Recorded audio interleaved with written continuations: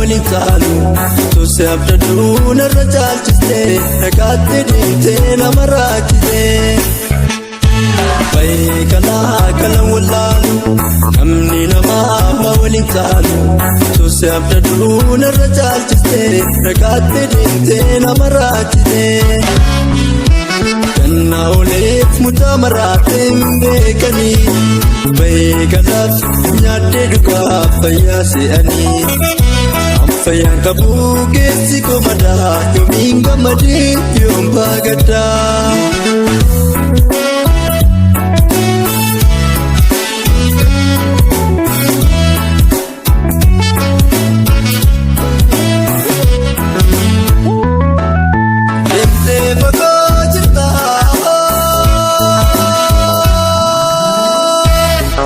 Yaduu kikamta Gada ke malee Karmataate malee Jaalagoo kanama numaa toliif nahaa Garaan fagaatulee Garaan biyyaan bahuu Karaan atirra deemtuu Dandeen atirra deemtuu Dugdan rakkoon sifaa ta'uu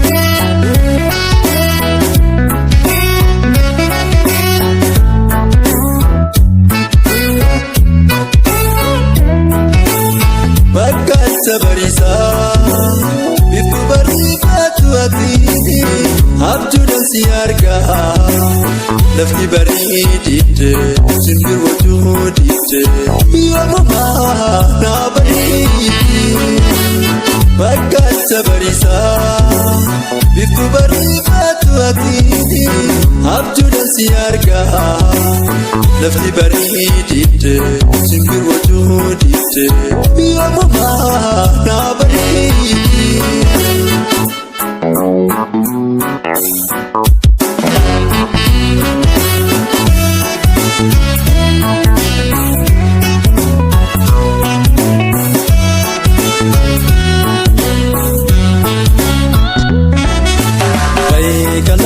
Kala wallaalu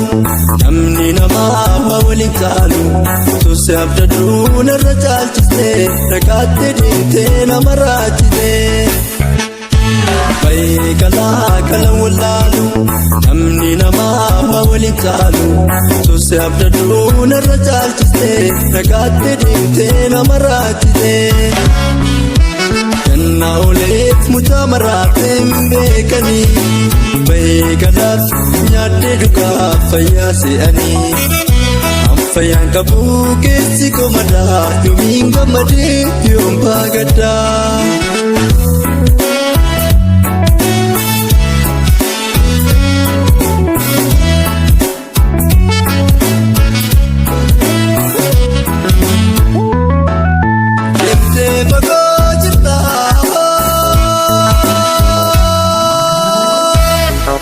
Yaduu kikamta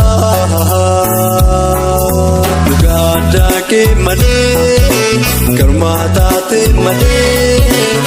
Jaalagoo kanama numaa toliif nahaa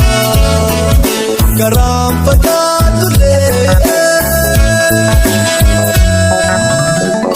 Garaan biyyaan bahuu Karaan atirra deemtuu Dandeen atirra deemtuu Dugdan rakkoon sifaa ta'uu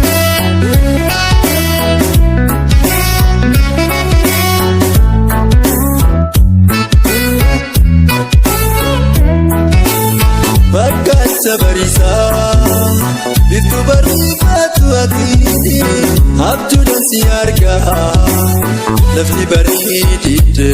Simbir wajjuu didde Yoomumaa naa bareeddi